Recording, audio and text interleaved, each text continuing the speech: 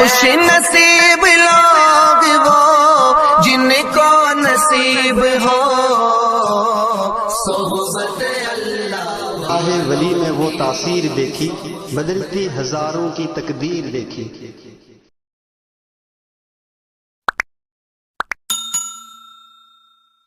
باللہ من الشیطان الرجیم، بسم اللہ الرحمن الرحیم۔ قال اللہ سبحانہ وتعالی فی کتابہ الکریم والفرقان العظیم،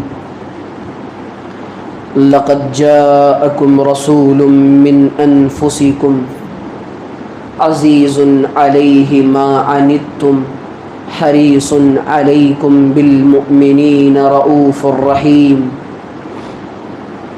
وقال النبی صلی اللہ علیہ وسلم لا یؤمن احدکم حتی اکون احب الیہ من والدہ وولدہ والناس اجمعین۔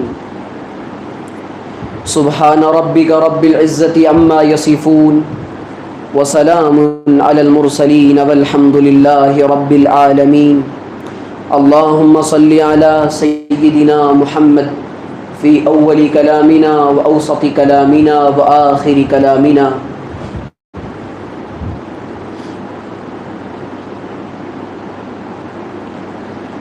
محمد کی محبت دین حق کی شرط اول ہے۔ محمد کی محبت دین حق کی شرط اول ہے، اسی میں ہو اگر خامی تو سب کچھ نامکمل ہے۔ نماز اچھی، روزہ اچھا، زکوٰۃ اچھی، حج اچھا، باوجود اس کے میں مسلمان ہو نہیں سکتا، نہ جب تک کٹ مروں میں خواجہ یثرب کی حرمت پر خدا شاہد ہے کامل میرا ایمان ہو نہیں سکتا۔ میرے عزیز دوستو، بزرگوں، ایمان کی بنیاد دو چیزوں پر ہے۔ اسلام کی عمارت اور اسلام کا سارا مدار دو باتوں پر ہے۔ ایک اللہ تعالیٰ کی وحدانیت اور اللہ کی توحید پر، اور دوسرے نبی کریم علیہ الصلاۃ والسلام کی رسالت کے اقرار پر اور آپ کی محبت پر۔ اگر کوئی بندہ صرف اللہ تعالیٰ کو مانے، اس کے دل میں نبی کی محبت نہ ہو، اس کا ایمان کامل نہیں ہے۔ کمال ایمان کے لیے دنیا جہان میں جو چیزیں ہیں اور جتنے انسان ہیں، جتنے تعلقات ہیں، جتنی رشتہ داریاں ہیں، ان سب کی محبت سے زیادہ دل میں اللہ کے پیارے نبی صلی اللہ علیہ وسلم کی محبت ہونی چاہیے۔ آج چند سالوں سے، بلکہ شروع ہی سے، کفار کو، اہل باطل کو، یہود و ہنود و نصارہ کو یہ بات معلوم ہے، انہوں نے اس بات کو اپنی کتابوں میں بھی لکھا ہے کہ مسلمانوں کو دنیا کے اندر کسی چیز سے کوئی فرق نہیں پڑتا، ان کو صرف اور صرف فرق پڑتا ہے جناب محمد رسول اللہ صلی اللہ علیہ وسلم کی عزت پر آنچ آنے سے، آپ کی حرمت پر زبانیں کھولنے سے، آپ کی شان میں گستاخیوں سے۔ آئے دن دنیا بھر میں ایسے واقعات اور ایسے حالات برپا کیے جاتے ہیں اور ایسے واقعات رونما ہوتے ہیں کہ جن سے مسلمانوں کے جذبات کو ٹھیس پہنچائی جائے اور مسلمانوں کے مذہبی جذبات کو مجروح کیا جائے۔ سب سے پہلی بات تو یہ سمجھنے کی ہے کہ نبی علیہ الصلاۃ والسلام سے ہمارا رشتہ کیا ہے۔ یہ دنیا، یہ پوری کائنات، یہ لوح و قلم اور نبض ہستی کا، اقبال نے کہا تھا کہ جو ساری کائنات کا نظام تم دیکھ رہے ہو، استاد اسی نام سے ہے، یہ نہ ہو تو کلیوں کا تبسم بھی نہ ہو، میں بھی نہ ہو خم بھی نہ ہو۔ اقبال کہتا ہے کہ اگر حضور علیہ الصلوۃ والسلام کی ذات گرامی نہ ہوتی تو وجود لوح و قلم نہ ہوتا، تو دنیا میں کسی چیز کا وجود نہ ہوتا۔ اور عربی کا مشہور مقولہ ہے لولاک لما خلقت الافلاک، اگر حضور کو بنایا نہ جاتا تو دنیا جہان کا نظام بنایا اور بسایا نہ جاتا۔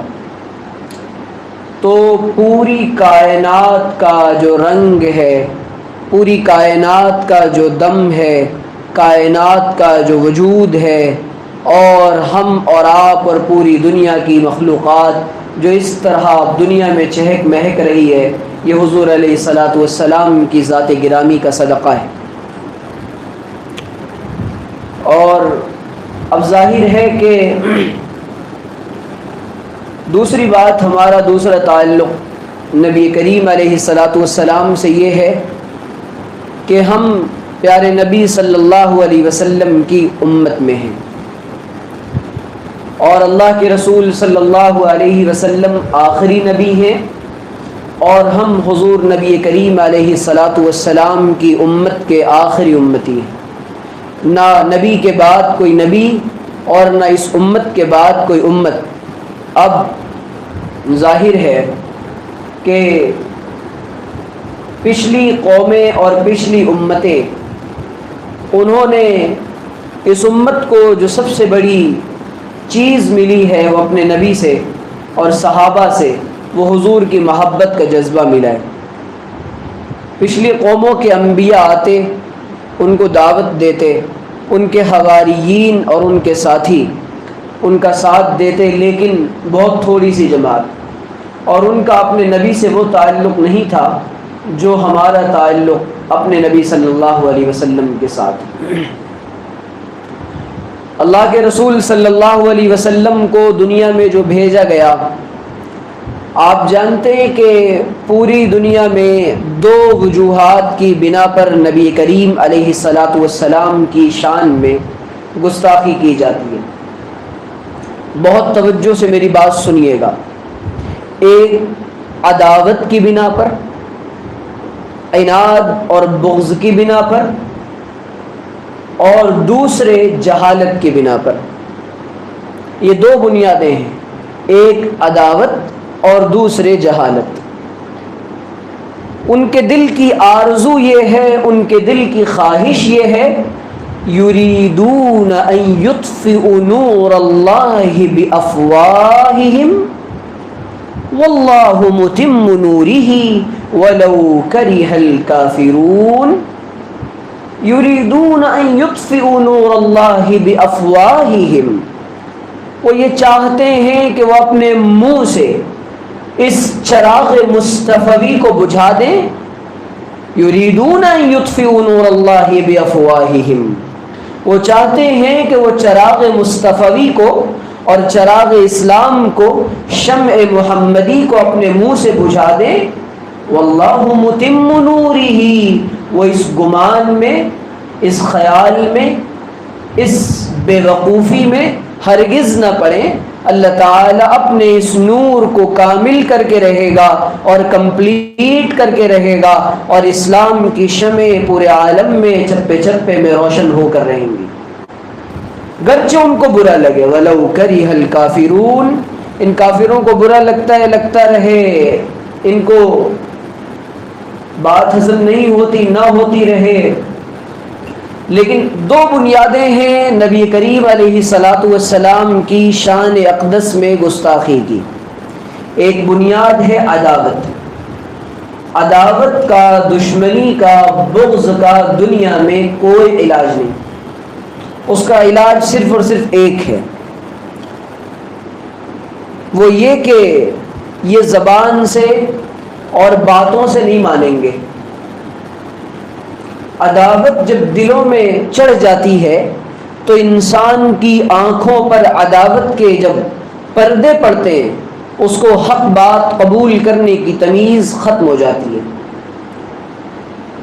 دنیا بھر میں دو باتیں ہیں، ایک تو یہ کہ اہل باطل کو اسلام کی بڑھتی ہوئی مقبولیت سے اور جناب محمد رسول اللہ صلی اللہ علیہ وسلم کی محبت کی بنا پر اور مسلمانوں کا حضور کی ذات گرامی سے جو جذباتیت کا تعلق ہے، اس تعلق کی بنا پر وہ اس بات سے چڑے رہتے ہیں اور خائف رہتے ہیں آخر کیا وجہ ہے کہ یہ اپنے نبی کو اس قدر مانتے ہیں اور اتنی محبت کرتے ہیں۔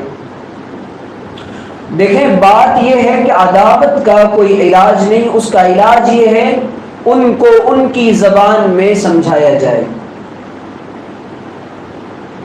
یہ دنیا جو ہے نا اس وقت اس پر مادیت کا غلبہ ہے۔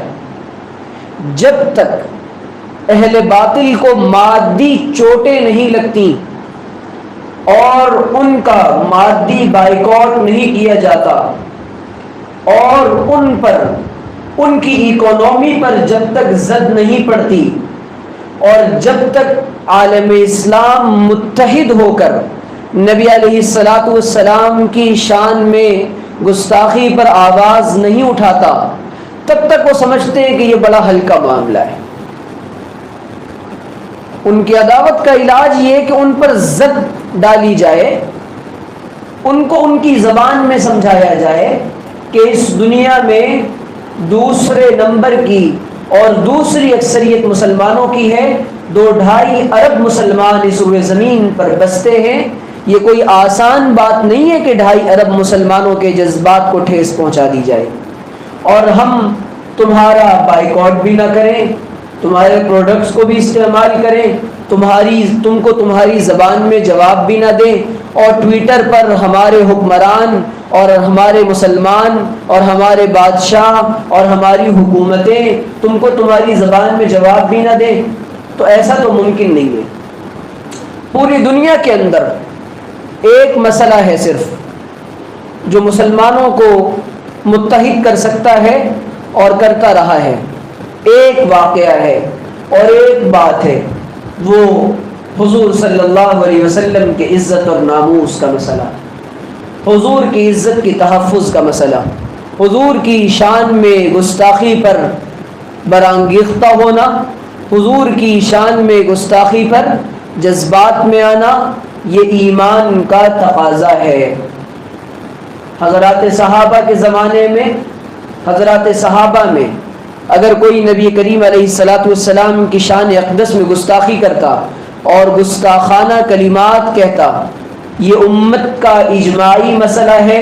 سب سے پہلے امت میں جس مسئلے پر اجماع ہوا حضرات صحابہ کے درمیان، وہ اس بات پر اجماع ہوا کہ نبی کریم علیہ الصلاۃ والسلام کی گستاخی پر ہم برداشت نہیں کریں گے، حضور کی شان میں زبان درازیوں کو ہم برداشت نہیں کریں گے۔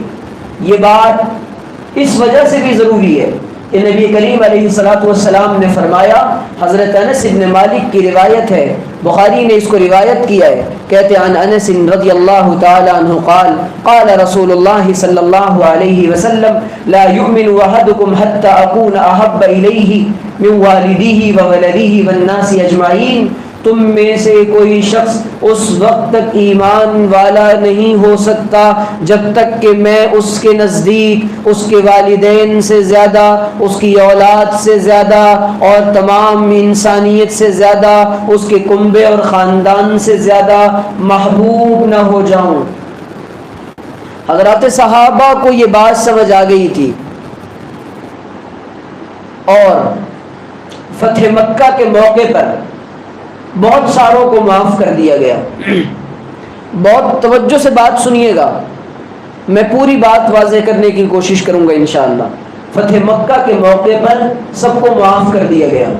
کچھ لوگ ایسے تھے جو حضور کی، آپ یقین کریں اور غور کریں کہ جب نبی کے زمانے میں نبی علیہ الصلاۃ والسلام کی شان میں شاعران عرب اور کفار، شعراء کفار جب حضور کی شان میں ہجو بیان کرتے ہیں، حضور کی شان میں گستاخیاں کرتے ہیں، حضرت نے نبی علیہ الصلاۃ والسلام نے حضرت حسان ابن ثابت کو کہا تم میری طرف سے جواب دو، اور حضرت حسان ابن ثابت کے لیے حضور نے منبر لگایا ہے اور کہتے ہیں جبریل معک، جبریل بھی تیرے ساتھ ہے۔ حسان جواب دے، وجہ کیا ہے کہ حضور کی ذات کا مسئلہ صرف حضور کی ذات تک نہیں ہے۔ اگر حضور کی شان میں گستاخی کو برداشت کر لیا جائے اور حضور کی شان میں نازیبہ کلمات کو سن کر ایمان والے کی رگ حمیت نہ پھڑ کے، خدا کی قسم اپنے ایمان کا جنازہ پڑھ لیجئے، اپنے ضمیر کا جنازہ پڑھ لیجئے، ضمیر مردہ ہو چکے۔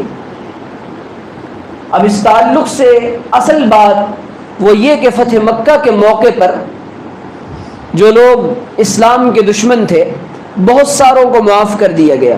کتابوں میں لکھا ہے کل 3 یا 13 لوگ تھے جن کو سزا دی جا رہی ہے، بقیہ حضور نے فرمایا کہ من دخل فی دار ابی سفیان فہو مأمون، جو ابو سفیان کے گھر میں چلا جائے اس کو بھی مامون۔ اور بڑے بڑے کفار مکہ وہ ایمان لے آتے فتح مکہ کے موقع پر، لیکن کچھ چھپنے کے لیے جگہیں ڈھونڈ رہے ہیں۔ وجہ اس کی یہ کہ وہ حضور کی شان میں کھلم کھلا گستاخیاں کیا کرتے تھے۔ وہ 2 یا 3 افراد ایسے ہیں جن کو حضور نے پکڑوا کر ان کی گردنیں ماری ہیں۔ ان کو وجہ کیا تھی؟ اگر حضور کی شان میں گستاخیوں کو، میں یہ نہیں کہہ رہا کہ ہم گردنیں مارنا شروع کر دیں، بات چونکہ نیٹ پہ جاری ہے اس لیے غلط مفہوم بیان کرتے ہیں۔ اب اس کا مسئلہ بھی سن لیجئے کہ وہ کیا معاملہ ہے اور وہ کام کون کرے گا۔ وہ کام حکومت وقت کا ہے کہ جب بھی، بلکہ اس ملک کے اندر تو بلاسفیمیز لا ہے، یہاں پر کسی بھی مذہب کی، کسی مذہبی شخصیت کی شان میں گستاخی کی اجازت یہاں کا کانسٹیٹیوشن اور یہاں کا لا نہیں دیتا۔ پھر کیا بات ہے کہ آئے دن صرف اور صرف مسلمانوں کے جذبات کو ٹھیس پہنچانے کے لیے نبی اکرم علیہ الصلوۃ والسلام کی شان میں گستاخیاں کی جا رہی ہیں۔ کبھی ملون یا یتی نرسنگا نن کچھ کہہ رہا ہے، کبھی کوئی کچھ آ کے کچھ کہتی ہے غلیظ ترین زبان میں، کبھی کوئی کچھ کہہ رہا ہے۔ یہ صرف اور صرف عداوت ہے اور جہالت ہے۔ عداوت کا جواب عالم عرب نے دے دیا ان کا بائیکاٹ کر کے۔ جہالت کی بنیاد کیا ہے اس کو بھی میں واضح کرتا ہوں۔ حکومت کا یہ کام ہے کہ وہ ایسے لوگوں کو سخت سے سخت سزا دے۔ حضور کی ناموس پر، حضور کی عزت پر جب جب آنچ آتی ہے پوری دنیا میں ایک طوفان اٹھتا ہے، پوری دنیا کا مسلمان جذباتی ہوتا ہے۔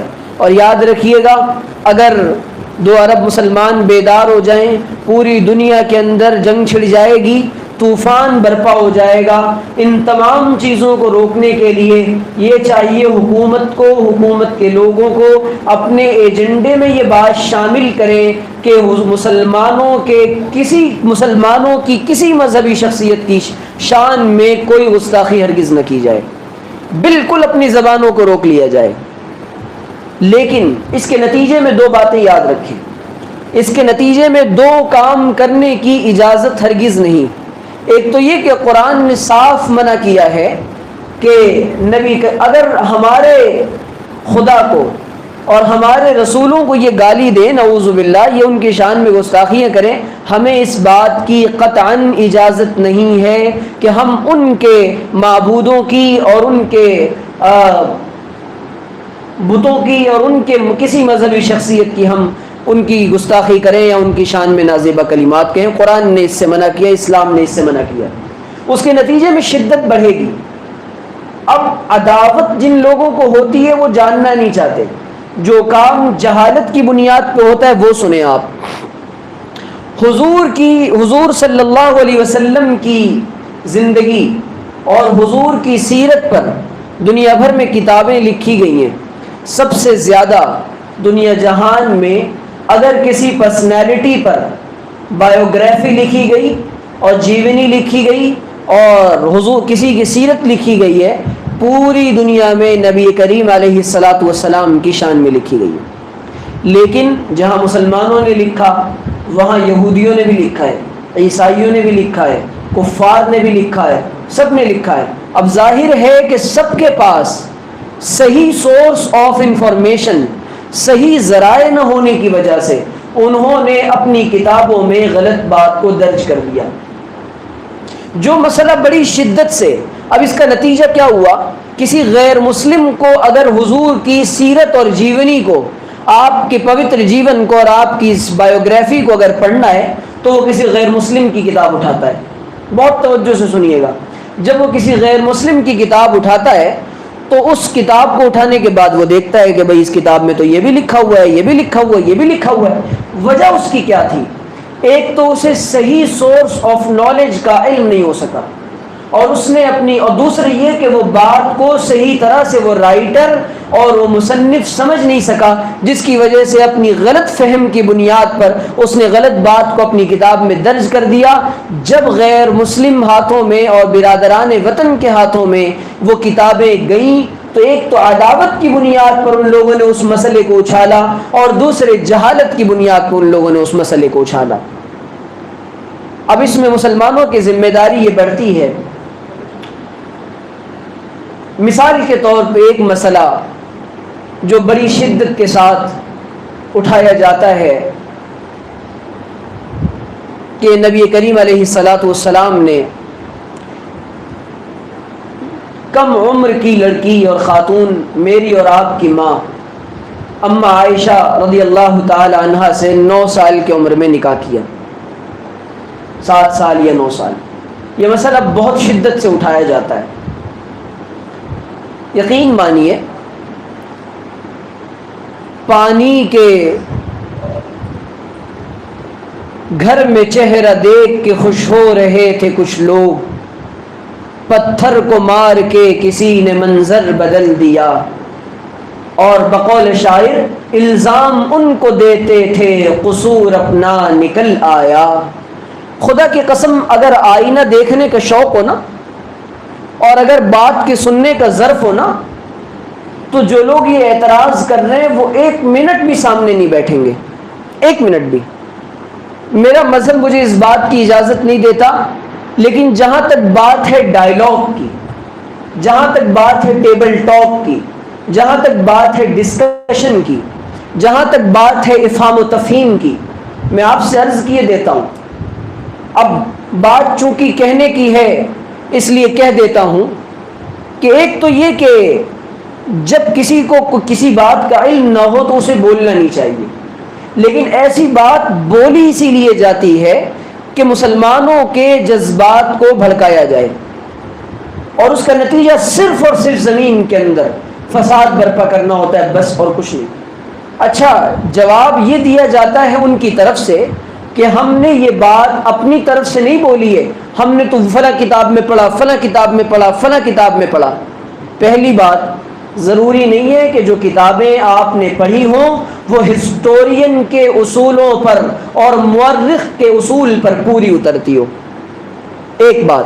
دوسری بات، ضروری نہیں کہ آپ نے جو کتاب پڑھی ہو، جس سورس آف انفارمیشن کو آپ نے سیلیکٹ کیا ہو وہ بالکل ٹرو اور رائٹ ہو.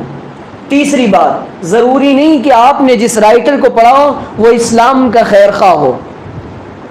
چوتھی بات، کیا کتابوں میں لکھی ہوئی ہر بات کو آپ بیان کر دیں گے؟ جبکہ آپ کو یہ بات اچھی طرح معلوم ہے کہ 2 ارب مسلمانوں کے جذبات کو اس سے ٹھیس پہنچے گی. اگر واقعہ یہی ہے تو آئیے بیٹھ جائیے، پھر ہم بھی بیان کرتے ہیں اور آپ بھی بیان کریں. جس مسئلے کو بڑی شدت کے ساتھ بیان کیا جا رہا ہے کہ نبی علیہ الصلوۃ والسلام نے ویدوں میں، پرانوں میں، گرنتھوں میں، آپ جانتے ہیں ہم مجبور ہیں یہ باتیں کہنے پر، کتنی کم عمر کی لڑکیوں سے شادی پر ابھارا گیا ہے، بلکہ باضابطہ فورس کیا جا رہا ہے کہ اتنی کم عمر کی عورتوں اور اتنی کم عمر کی لڑکیوں سے شادی کی جائے. شاستروں کی، ویدوں کی، پرانوں کی، گرنتھوں کی وہ باتیں آپ کو نظر نہیں آتی. اس وقت آپ نے اپنے عقلوں پر، اپنے دماغوں پر پٹیاں باندھ رکھی ہیں، اور جب معاملہ آتا ہے محمد عربی صلی اللہ علیہ وسلم کا تو آپ بول پڑتے ہیں کہ ہم نے کتابوں میں پڑھا ہے. اگر معاملہ صرف کتابوں کا ہے، آپ اپنی کتابوں کو لے کر بیٹھ جائیے، ہم آپ کو آپ کی کتابوں سے دکھلائیں گے کہ نبی کریم علیہ الصلاۃ والسلام کی شان میں کیا کیا باتیں کہی گئی ہیں اور حضور کے آنے کی گواہی دی گئی ہے، اور آپ کی اپنی کتابوں میں دکھلائیں گے کہ آپ کے یہاں کیا کچھ ہے اور آپ کا پنڈت آپ کو بتاتا نہیں ہے. وجہ اس کی یہ کہ سنسکرت زبان سے ان کی جاہل عوام، مجھے کہنے دیجئے، یہ واقف نہیں ہے اور یہ اپنی عوام کو واقف کرانا نہیں جانتے. دنیا کے اندر تیزی کے ساتھ ختم ہونے والی زبانوں میں سنسکرت زبان کا نمبر ہے. یہ اپنی زبانوں کی حفاظت نہیں کر پا رہے ہیں. الٹا چور کوتوال کو ڈانٹے. ان کی کتابیں بھری پڑی ہیں ایسی باتوں سے جن میں یہ ساری باتیں موجود ہیں. لیکن حضور ابھی میں اس کا جواب نہیں دوں گا. اس وقت اس کے جوابات دیے جا چکے کہ حضور علیہ الصلوۃ والسلام نے اما عائشہ سے جو نکاح کیا تھا اس کی وجوہات کیا تھیں, اور وہ نکاح کم عمر کی لڑکی سے تھا, بالغ سے تھا یا نہیں تھا, اور کتنی عمر میں آپ کی رخصتی ہوئی ہے. محدثین نے اس کے کیا کیا جوابات دیے اور مورخین نے کیا کیا جوابات دیے, اور عالم عرب کا کلچر کیا تھا. اور پھر دوسرے اب معاملہ یہ ہے کہ مغرب میں اگر پوری دنیا میں خدا نہ کرے حضرت عیسیٰ علیہ الصلوۃ والسلام ہمارے نبی ہیں, دنیا کے اندر سب سے بڑی آبادی عیسائیوں کی آبادی ہے. اگر پوری دنیا کے اندر کہیں کوئی انسان, اللہ نہ کرے ہمیں بھی ٹھیس پہنچے گی, ہم بھی عیسائیوں کے ساتھ قدم سے قدم ملا کر چلیں گے, اگر حضرت عیسیٰ علیہ نبینا علیہ الصلوۃ والسلام کی شان میں گستاخی ہو جائے, پورا کا پورا عالم مغرب وہ سراپا احتجاج بن جائے گا, اور پورا کا پورا امریکہ وہ پوری دنیا کو آنکھیں دکھائے گا کہ ہماری ریلیجیس پرسنالٹی پر کس طریقے سے زبان کھولی گئی. خدا کی قسم یہ یو این او اور یہ دنیا کے 51 اور 61 ممالک کا اسلامی اتحاد انہیں اس وقت نظر نہیں آتا کہ نبی اکرم علیہ الصلوۃ والسلام کی شان میں گستاخی کر کے یہ 2 ارب مسلمانوں کے جذبات کو ٹھیس پہنچا رہے ہیں. آواز یہ اٹھنی چاہیے اس معاملے پر اس طرح کا مضبوط اور پختہ قانون بنایا جائے, اور توہین رسالت کو اور کسی بھی مذہبی شخصیت کی شان میں گستاخی کرنے والے کو سخت سے سخت سزا دی جائے. ہمارا مطالبہ تو یہ ہے, ہم تو دنیا کے اندر امن و امان کے داعی ہیں, ہم دنیا کے اندر فساد نہیں امن برپا کرنا چاہتے ہیں. لیکن معاملہ یہ ہے جب بات آئے گی, آپ کہتے ہیں کہ آپ جذباتی ہو جاتے ہیں, آپ ہم سے ہمارا دین اور اسلام کی بنیادیں ہلانے کی بات کریں, جس مسئلے پر ساری کی ساری شریعت کی بنیاد قائم ہے. اگر خدا نہ کرے یہ اجازت دی جاتی اور اس مسئلے میں تساہل اور اس مسئلے میں ڈھیلا پن, یہ ایمان کی کمزوری کی علامت. اور جو بغیرت اور غدار یہ کہہ رہے ہیں کہ ہمارے ملک کا داخلی مسئلہ ہے, یہ انٹیریئر یہ ہمارے ملک کا اندرونی معاملہ ہے, آنترک مسئلہ ہے, وہ چلو بھر پانی میں ڈوب مرے. ناموس رسالت کا مسئلہ کسی ملک کا داخلی مسئلہ نہیں ہوتا, یہ معاملہ ہے. اور دنیا کے اندر ٹیررزم کی جو بات کی جا رہی ہے, دنیا کے اندر دہشت گردی کی جو بات کی جا رہی ہے, دنیا کے اندر دیش دروہ کی جو بات کی جا رہی ہے, دنیا کے اندر جو کہا جا رہا ہے, آپ جانتے ہیں کہ روئے زمین پر سب سے بڑا فساد کیا ہے, روئے زمین پر سب سے بڑی دہشت گردی کیا ہے, روئے زمین پر سب سے بڑا ٹیررزم کیا ہے. نبی کریم علیہ الصلوۃ والسلام کی شان میں گستاخی یہ روئے زمین کا سب سے بڑا دہشت گردانہ معاملہ ہے. یہ کائنات کا بدترین معاملہ ہے, یہ پوری دنیا کے اندر سب سے سنگین اور حساس مسئلہ ہے. آپ پوری دنیا میں فساد برپا کرنا چاہتے ہیں نبی کریم, اور اس کے بعد یہ کہا جاتا ہے کہ امن و امان کو برقرار رکھیں. جس مسئلے پر ایمان کی بنیادیں قائم ہیں, جس مسئلے پر ساری شریعت قائم ہے, قرآن نہ ملتا اگر نبی کریم علیہ الصلوۃ والسلام کی شان میں, اگر حضور کی شان کو نہ مانا جائے. ہزاروں احادیث کا مدار نبی کریم علیہ الصلوۃ والسلام کی ذات پر ہے. اب مسلمانوں کے کرنے کا 2 کام ہے. اب یہیں پر جہاں میں ایک لہجہ اور ایک رویہ میں نے اختیار کیا دوسروں کے لیے, میں آپ کو بھی کہنا چاہتا ہوں, شان رسالت پر گستاخی پر جو ہماری روح بیدار ہوتی ہے. حضرت شیخ الہند رحمۃ اللہ علیہ سے مولانا مناظر حسن گیلانی نے احاطہ دارالعلوم میں بیتے ہوئے دن اپنی کتاب میں لکھا ہے کہ ہم حضرت کے ہاں بخاری کا درس چل رہا تھا. حضرت نے فرمایا کہ جانتے ہو کہ یہ جو شان رسالت میں جب گستاخی ہوتی ہے, یہ مسلمان اتنا جذباتی کیوں ہوتا ہے؟ وجہ اس کی یہ ہے کہ یہ مسلمان اس کو اپنی انا کا مسئلہ بنا لیتا ہے کہ ہم جن کو نبی مانتے ان کی شان میں گستاخی کی جا رہی ہے. ورنہ اگر واقعی میں یہ حضور سے محبت کرتا تو یہ مسلمان سب سے پہلے اپنے کردار اور اپنے اخلاق کو نبی کریم علیہ الصلوۃ والسلام جیسا بناتا.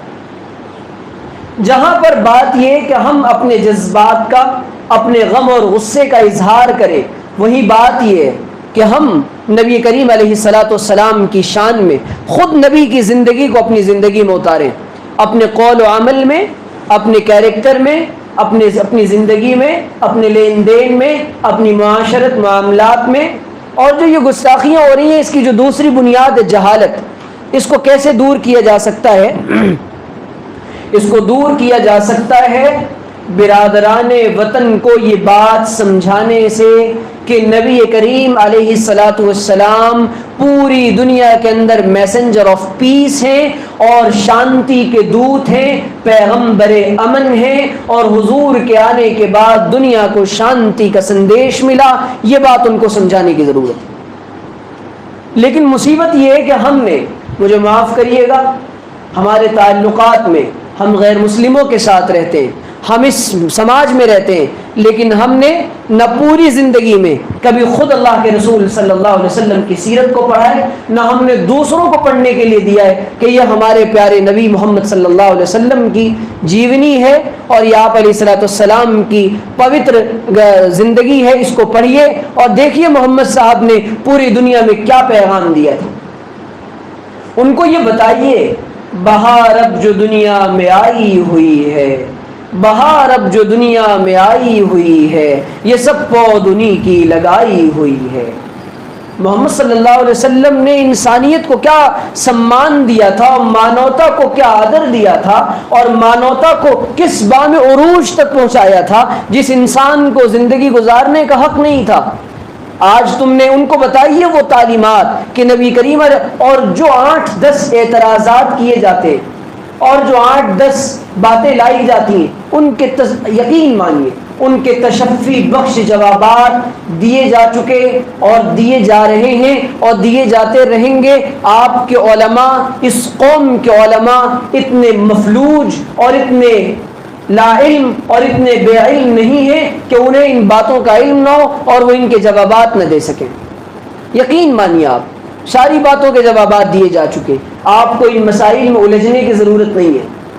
ضرورت اس بات کی ہے کہ حضور نے حضرت عمر کے سامنے جب یہ بات بیان فرمائی نا کہ عمر کوئی اس وقت تک مومن نہیں ہو سکتا جب تک میں اس کی جان سے زیادہ، اس کی اولاد سے زیادہ، اس کے کنبے اور خاندان سے زیادہ محبوب نہ ہو جاؤں. حضرت عمر کہتے ہیں میری جان کا مسئلہ، کہہ رہے ہیں جان عزیز تھی. جب نبی کے اس فرمان کو سنا نا حضرت عمر نے، حضرت عمر کہتے ہیں اے اللہ کے رسول اب میں چھوڑ چکا، اب میرے دل میں آپ کی محبت سب سے زیادہ ہے. نبی نے فرمایا الآن یا عمر، اب تیرا ایمان مکمل ہوا ہے. تو نبی کی محبت ایک تو دل میں ہونی چاہیے، اور دوسرے یہ کہ اپنے قول و عمل سے، اپنی زندگی کے ہر گوشے سے ہم یہ بات ثابت کریں اور یہ بات ظاہر کریں کہ ہم واقعی میں نبی کریم علیہ الصلاۃ والسلام کے امتی ہیں. اس وقت جو بڑی شدت کے ساتھ غیروں کی طرف سے بھی بات اٹھ رہی ہے، وہ ہم کو نصیحتیں کر رہے ہیں بیچارے، وہ ہم کو بیچارے نصیحت کر رہے ہیں. خدا کی قسم وہ نصیحت کرتے ہیں ہمیں دکھ ہوتا ہے.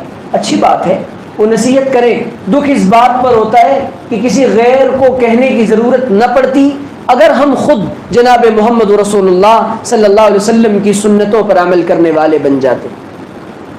میں ابھی پوچھوں یہاں کہ ہم میں سے حضور کی پوری زندگی کو کس کس نے پڑھا ہے؟ یقین مانیے 2 4 10 سے زیادہ ہاتھ نہ اٹھیں. آپ نے کیا کوششیں کی ہیں اس بات پر کہ ہم اپنے بچوں کو اور اپنی قوم کو یہ اور دوسری قوموں کو یہ بات بتائیں کہ نبی کریم علیہ الصلاۃ والسلام کی شان کیا ہے اور ان کی زندگی کیا ہے؟ ہم نے کیا کوشش کی ہے اس کے لیے؟ ہم نے تو اپنی مساجد کا تعارف نہیں کروایا غیر قوموں کو. مجھے معاف کریے گا، غالب استلخ نوائی سے رکھیو معاف. آزادی کے 70 سال بعد اور اتنی کئی 100 سال ہو گئے اس ملک میں رہتے ہوئے، ہمیں آزادی کے بعد ہم نے اب تک اپنی مساجد میں ان کو آنے سے روک رکھا ہے. ہم نے ان کو قرآن کا پیغام پہنچانے سے روک رکھا ہے، ان کو قرآن دینے سے روک رکھا ہے. ان کے ذہنوں میں جو غلط فہمیاں ہیں وہ دوری سے دور نہیں ہوگی، وہ ان کو نظر انداز کرنے سے دور نہیں ہوگی. یقین مانیے عام بندہ اور عام دوسرے مذہب کا ماننے والا جب ان کے سیاسی لوگوں کی طرف سے، ان کے مذہبی لوگوں کی طرف سے ایسی باتیں آتی ہیں وہ ان باتوں میں پھنس جاتا ہے، کیونکہ ان کو صحیح بات معلوم نہیں ہوتی، اور اگر ان کو صحیح بات معلوم ہوتی ہے وہ اس کو قبول کر لیتے ہیں. ہم سب اس معاملے میں برابر کے شریک ہیں. اس لیے ضرورت اس بات کی ہے سوشل میڈیا پہ خاص طور پہ اپنے جذبات کو قابو میں رکھیں. اپنی زبان کو، اپنی تحریر کو، اپنی کسی ویڈیو کو یا کسی چیز کو شیئر کرنے میں، اور جذبات ضروری ہیں لیکن لیکن حدود میں رہتے ہوئے. ایسا نہ ہو کہ اس کا خمیازہ پوری قوم کو بھگتنا پڑے. ایسا نہ ہو. اس وقت جب حکومت نے یہ طے کر لیا ہے، مجھے معاف کریے گا، جب اس وقت حکومت نے یہ طے کر لیا ہے کہ کسی بھی درجے میں مسلمانوں کی چھوٹی سی بات پر بھی ان کو تکلیف پہنچانی ہے، اب ہمیں احتیاط کے ساتھ، حکمت عملی کے ساتھ کام کرنے کی ضرورت ہے. جذبات یقیناً پیدا ہوں گے، مسلمان یقیناً جذباتی ہوگا، لیکن اس کا یہ مطلب نہیں ہے کہ ہم سزا دینے لگ جائیں. اور ایک بات یاد رکھیے گا، اس میں عام ہندوؤں کا کوئی قصور نہیں ہے، عام برادران وطن کا کوئی قصور نہیں ہے. دوسری بات یاد رکھیے گا، یہ لڑائی ہندو بنام مسلمانوں کی نہیں ہے، یہ لڑائی ہے ان چند لوگوں کی جنہوں نے مذہب کا ٹھیکہ لے رکھا ہے، اور یہ لڑائی ہے ان لوگوں کی جو امن اور شانتی کے دشمن ہیں اور جو ملک کے اندر ملک کی شانتی کو بھنگ کر دینا چاہتے ہیں. یاد رکھیے گا یہ بات. اور جو صرف اور صرف اپنے سیاسی مفادات کی خاطر یہ کام کر رہے ہیں. عام ہندو کسی بھی مذہبی شخصیت کی شان میں گستاخی نہیں کرتا. ابھی مہاراشٹر کے وزیر اعلیٰ نے کل بیان دیا مراٹھی زبان میں. مصیبت یہ کہ ہم کو مراٹھی بھی نہیں آتی، سالوں سال ہو گئے مہاراشٹر میں رہتے ہوئے. وَمَا أَرْسَلْنَا مِن رَّسُولٍ إِلَّا بِلِسَانِ قَوْمِهِ. اللہ تعالیٰ نے جب جہاں کسی قوم میں کسی نبی کو بھیجا ہے اس کو اس کی زبان کا جاننے والا بنا کر بھیجا ہے، انہی کی زبان کا جاننے والا بنا کر بھیجا ہے. مراٹھی نہ آنے کی وجہ سے ہم مہاراشٹر کے مسلمانوں سے جو اٹیچمنٹ ہمیں ہونا چاہیے تھا وہ نہیں ہو سکا. اپنی بات جو ہمیں پہنچانی تھی وہ ہم نہیں پہنچا سکے. مجھے معاف کریے گا، ہم نے زبانوں کو تشدد کا اور تعصب کا نشان سمجھ رکھا ہے. نہیں، انہوں نے مراٹھی زبان میں بڑا اچھا بیان دیا کہ کیا پڑی ہے ان کو محمد صاحب کی شان میں گستاخی کرنے کی. وہ اپنے خدا کو اور اپنے پیغمبروں کو مانے، آپ اپنے مذہب پر عمل کریں. انہوں نے یہ بیان دیا ہے، ان کا یہ بیان قابل تعریف ہے. لیکن اب اس معاملے میں ضرورت اس بات کی ہے کہ ہم کسی سیاسی جماعت کے ہتھ کنڈے نہ بنیں. اہل سیاست نے صرف اور صرف آزادی کے 70 سالوں میں مسلمانوں کو صرف یوز کیا ہے، مس یوز کیا ہے. یہ بات یاد رکھیے گا. اور جب معاملہ آتا ہے مسلمانوں کے کسی مسئلے کا، کوئی سیاسی جماعت کوئی ہمارے حق میں بالکل نہیں بولتا. وجہ اس کی یہ ہے ان کو صرف ہمارے ووٹ بینک سے مطلب ہے. ہمیں اپنے نبی کریم علیہ الصلوۃ والسلام کی تحفظ کا، نبی کی عزت کا اور نبی کی ناموس کا دفاع ایسے کرنا ہوگا کہ ہم غلط باتوں کا جواب دیں گے، ہم اپنے عمل اور کردار کو بدلیں گے، اور جہاں کہیں زبان و قلم سے یا دل سے ان کا سمجھنے کا معاملہ آئے گا ان کو سمجھیں گے، اور اپنی زبان اور قلم کی طاقت کو استعمال کرتے ہوئے باضابطہ یہ پوری امت کا، یہ کسی دیوبندی کا، کسی بریلوی کا، کسی جماعت اسلامی کے فرد کا، کسی اہل حدیث کا، کسی تنظیم اور کسی جماعت کا ہرگز مسئلہ نہیں ہے. یہ مسئلہ ہر اس شخص کا جس نے لا الہ الا اللہ محمد رسول اللہ پڑھا ہے. اگر اس طریقے سے آزادی دی جائے کہ تم گستاخیاں کرو ہم کچھ نہ کریں، ہم احتجاج نہ کریں، جتنے جائز طریقے ہیں اور جتنے قانون کی حد میں رہتے ہوئے جو کچھ کام کیا جا سکتا ہے وہ سارا کام کیا جائے، احتیاط کے ساتھ، حکمت کے ساتھ، منصوبہ بندی کے ساتھ. اللہ کرے کہ یہ بات ہماری سمجھ آ جائے. وآخر دعوانا ان الحمدللہ رب العالمین. جن لوگوں نے سنت نہ پڑھی وہ سنت پڑھ لیں.